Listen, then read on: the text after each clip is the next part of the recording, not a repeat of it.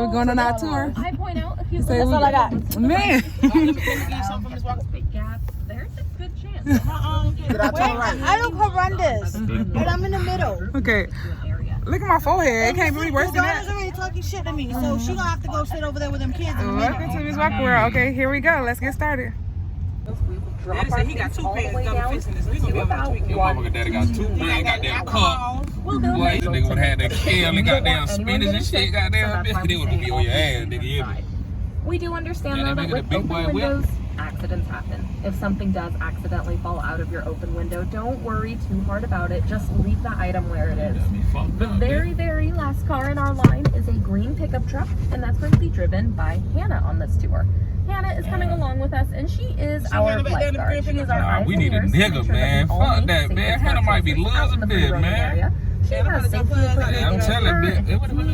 and she is here to scan the roadway. So if she notices that something has fallen out, Bitch, I thought there was a goddamn moose right here.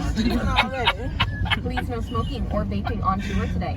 And if you need to get a hold of myself or Hannah for any reason at all on this tour, you can always contact us by contacting the front office. On your confirmation ticket or on your receipt, there's a phone number for Northwest Trek. Go ahead, dial that phone number, and then press 0. Okay, let me see the pen. To the main office, you'll talk to a real person who will then get a hold of us over our 2-way radios, our walkie-talkies, and then Hannah and I can assist you however necessary. She said if you have an emergency, call that number while we in this road and shit, they'll connect you to her and she'll stop the tour. And you get a little behind the scenes tour of fuck this line, bitch. We got this bitch. but definitely one of the hardest working. Get your ass up here. Montana, break your ass on, So we will be taking one more brief pause before we officially enter the video area. She might be looking at the bitch shit, seeing if it's good or bad, and saying she want to keep that shit. See how bad he attack you before she come help you? Yeah, shit. Let me let my animals do their job, and I'm gonna rob all these people who drop the shit out this bitch. This me, right? This how I eat right here. You feel me? Now, as we pass over gate number 2, you are going to hear a rumble over the radio. You will feel that rumble in your car. That rumble is a cattle guard, and that's just there as another safety deterrent to make sure that as all of these hoofed mammals are roaming around their space, they don't accidentally roam out right into the mechanic shop. So they put a rumble in our car to scare the animals. But once you feel that rumble, keep your head on a swivel. You've officially entered She said that is just at the beginning. So Once again, you pass we are that, that going means to you be officially driving entered through into the about wild tour. 435 acres out here. We are going to be passing They through said we 3 driving different 435 habitat acres. types. We'll go through woodlands, wetlands, and Oh, grasslands. this amazing, bitch. And one of the things that I love about Northwest Wildlife Park is not only are the animals able to go throughout those habitats, so they could be just about anywhere out here, but also all of these animals are considered native to the Pacific Northwest. That means that all of these animals, as they are moving through this space, they are looking for their habitat resources, and these would be the same ones that they would look for out in the wild. That might even include animals like our caribou. So up front here, I am looking down a gravel road to my right, and I see 2 caribou that are going to be walking down that road right toward us. So I will continue to take us slow. I will just remind you that we don't want to come to a stop because I have an open gate behind us, and I want to make sure that all of my friends make it into the free roaming area, and that the caribou stay inside as we pass them. Now, one thing that I want you to notice about these caribou, of course, are their big, beautiful antlers. You can tell which one is one of our older bulls. It'll be the second one coming across with a very, very large set of antlers. What side she said? But one thing that I also want you to point out. Yeah, okay. Oh, excuse me. All right. It looks like we are still going at a roll. I thought I saw some tires stopping, but I don't think so. I think you're all doing a great job. So at this point, looking behind me, it looks like that caribou might just try to walk down the line with us. That is okay. They are welcome to go wherever they want, even if that means in the middle of our line. But just remember to keep all hands and arms inside. And that's another reason that we like to keep our cars nice and close together, is so that as these animals are roaming, they don't roam directly into the line. It's happened out here before.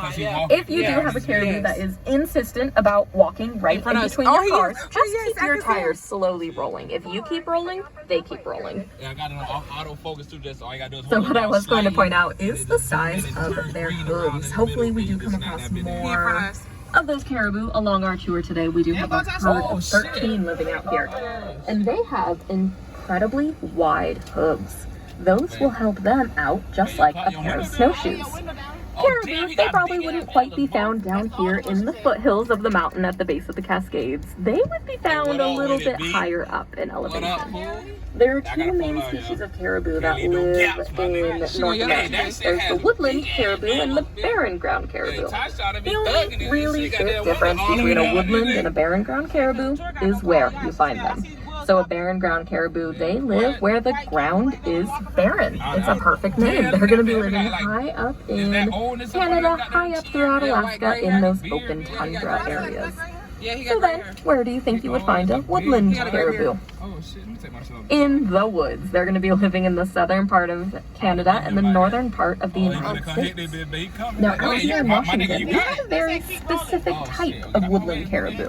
And because everybody gets their own name, these ones were called the Southern Mountain Woodland Caribou. It's a very descriptive name. We are going to be taking a right-hand turn at this intersection, so be sure to follow me in the car in front of you. So the Southern Mountain Woodland Caribou, specifically, they lived in the Selkirk Mountains, which is right on the border of Washington and Idaho. They would use those wide flat hooves to act as snowshoes, and their great adaptation was during the winter months. Because Nisha said, make sure I get you because she wanted to see your reaction. They would actually move higher up in elevation. So most animals, when it gets snowy on the mountains, they move down the mountain. They want to move lower in elevation to get the food. So the caribou figured it would be a good idea to avoid everyone and just move up the mountain. And they would survive by living in the old growth forest and eating the lichen that grew on the trees. Unfortunately for us here in Washington, we have started to lose out on our old growth forest in the mountains, which means that the caribou have lost out on their habitat for the winter, which means that we have lost out on them. The last known location was again in the Selkirk Mountains, and as they were watching that population in 2019, in just January of 2019, they only found 3 females. And 3 females is no longer a herd. So those 3 were removed from the Selkirks and they were brought up to British Columbia to join a larger herd for their best chance at survival. And with that, they were declared extinct here in Washington. But that also meant that there were no more caribou found within the lower 48 United States. All of the caribou had been wiped out because of habitat loss. And I don't want to start us out on such a sad story. Right now, they are at that low point of their conservation story, but it's not the end of the story out here. It just means that it's now our turn to make changes, make differences to help protect their habitat so that maybe one day the caribou can come home. Oh my goodness. Well, I'm going to slow us way down because as we come back onto the main road, I'm looking to the left and I have Roosevelt elk.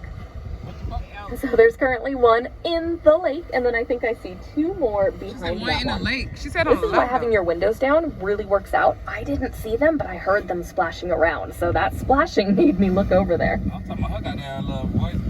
That's a great way to keep cool. That was one of the animals I was going to bring up next. On our tour today, we are going to talk a lot about conservation success stories. Many animals out here, including the Roosevelt elk, they had a story where their population was very high. People made choices, and then their population got very low. But then people made other choices. People made changes, and now their populations are thriving again. That's exactly what happened with the Roosevelt elk. So now it's just the turn for the caribou. One of the best ways that we can help protect those caribou is to make sure that anytime we go out and enjoy those wild spaces, whether you are hiking, camping, or even just on a walk in your own neighborhood park, make sure that you are leaving no trace. Make sure that you are leaving that area cleaner than when you found it. Maybe that's picking up trash or just making sure you are not leaving trash behind. Maybe that's making sure that you are staying on those maintained trails. All of those are going to be great ways to ensure that we are protecting the habitat so that maybe you can come back out, do my tour in 20 or 30 years, and I'll tell you a different story. I'll tell you about how we are trying to bring the caribou back. It jumped in the window. I did, and it jumped in the window. That's my hope at least. I just need everybody's help to get there. I said he's pointing over there somewhere. So he must have seen something. I seen him pointing. My goodness, that was exciting to see the Roosevelt elk. And what's neat is that very location, that intersection that we just passed through, we are going to be back on that intersection at about halfway through our tour. So now we know that we're going to look in that area, and the elk might not be in the middle of the pond again, but we'll keep our eyes open to see if we can spot Aislinn. So since she's now walking a little bit away from the road, here's where that vision will really come in, where I want you to look for signs of movement. Black-tailed deer are the masters of camouflage in the forest. They are able to blend in with just about any type of tree out here. They will even take it so far that as the seasons change, their coat color will change too. During these warm summer months, she wants to blend in with a bright and sunny forest, so her coat color is that reddish brown. But once we get a little bit deeper into winter, once the clouds come in, things can get a little bit dark and dreary here in our forests of the Pacific Northwest. So the deer want to blend into a dark and dreary forest. So as they grow in their winter coat, their coat will turn a silvery gray color. It's very interesting to see the difference between the summer and the winter coat. So that's why when you are on your own wild adventures looking for animals, oh, I'm gonna slow us down because off to the left, I see a fawn is bedded down directly in a sunbeam. So I'm looking, I have a Douglas fir tree and then a big leaf maple tree. So the really, really big flat leaves that look like a hand. And then right at the bottom, in the sunbeam, I see a fawn, a baby black-tailed deer. So not only is going to be looking for movement, a good sign, but also I'm going to encourage you to point these animals out. If they are a safe distance from the road, like that black-tailed deer fawn was, you are welcome to do a fader point. That's going to be very helpful, especially with this many cars in our line. I want to make sure that even the middle and even my friends in the last few cars, even though I don't get to see you, I want to make sure that you still get to see the animals. So if we are all pointing out, that's going to be very, very helpful.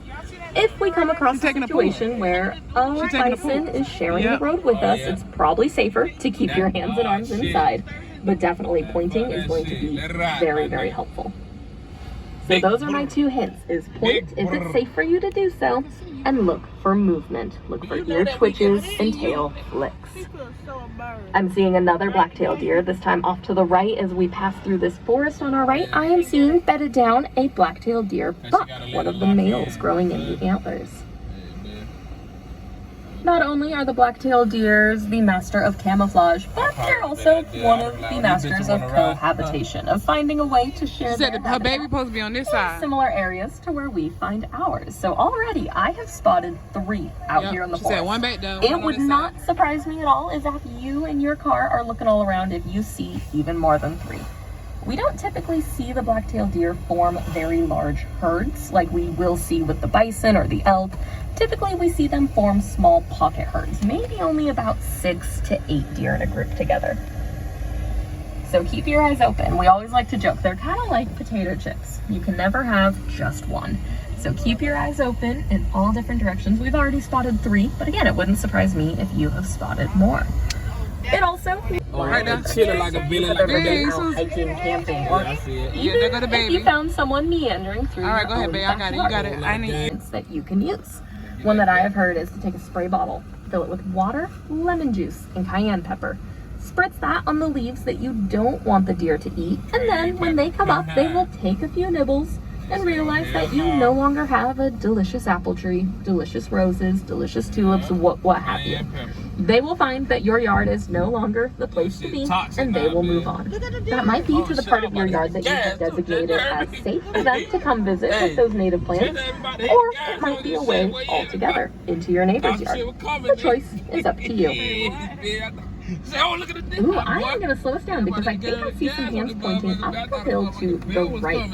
Now from where I am sitting, I have a really tricky time seeing up that hill to the right. So I will go slow as we exit the forest, but be sure to be keeping your eyes all around to both the left and the right. And if I did see a point, I thank you. And then hopefully everyone behind you will be able to see as well.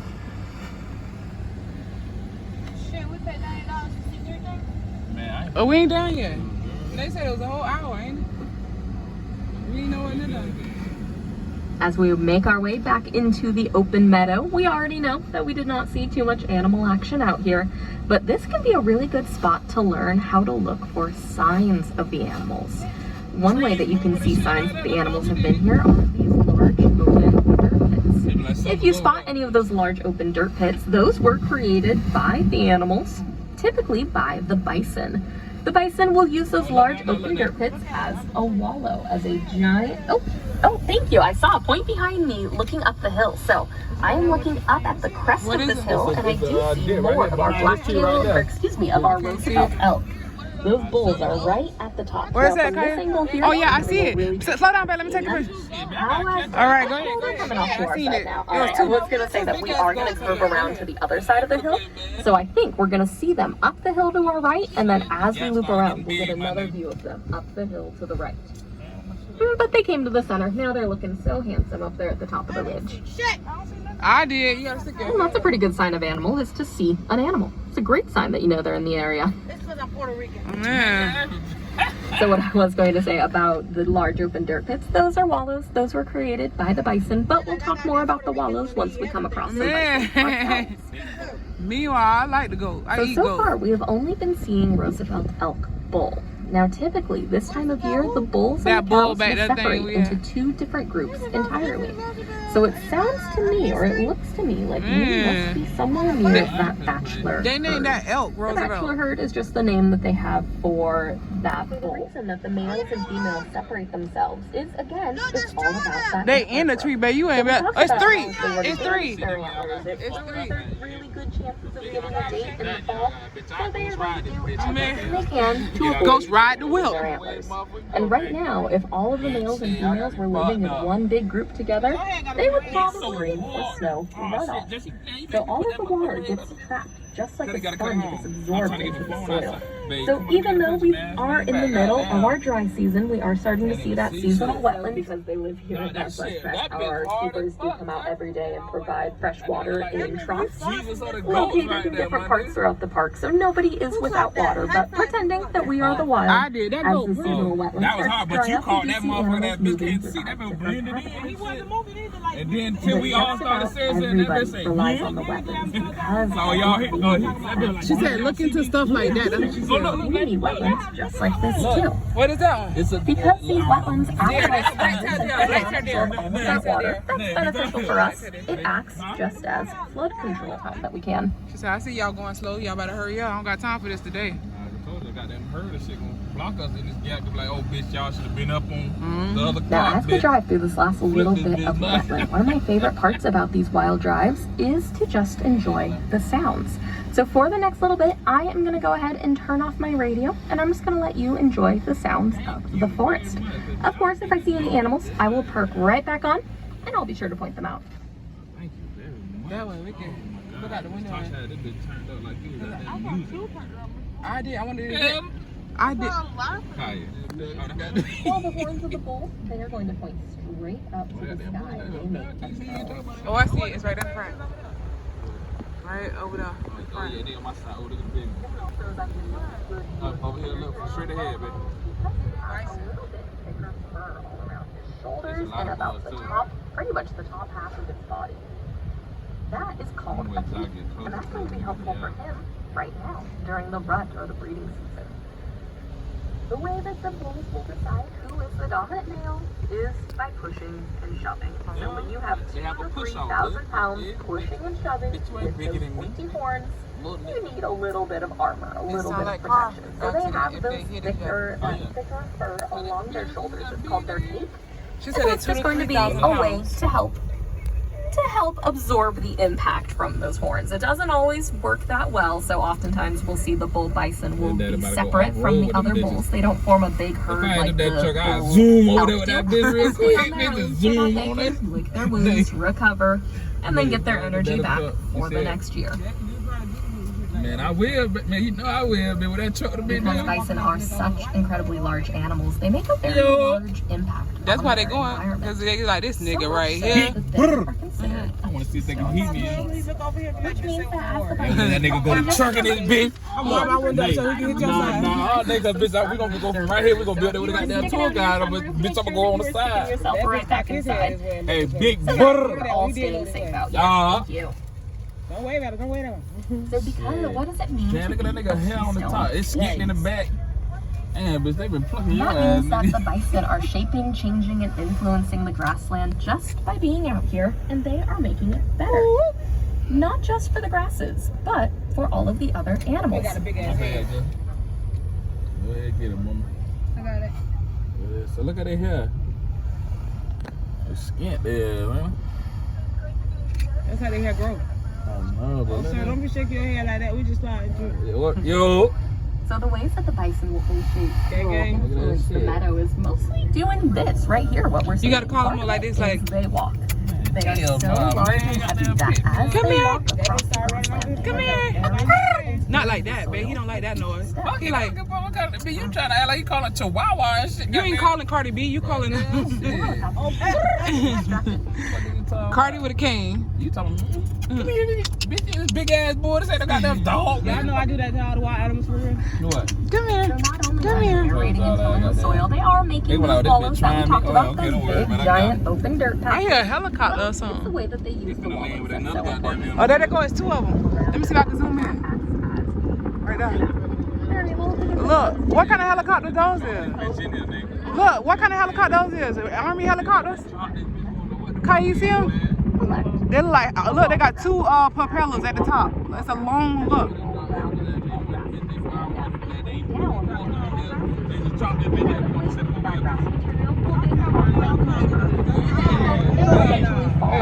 Okay, what's that? You can't believe we paid our money for this? Those is military helicopters. Look up there, please, y'all. And what that means is that as those grass seeds get caught in their fur, eventually the bison will get up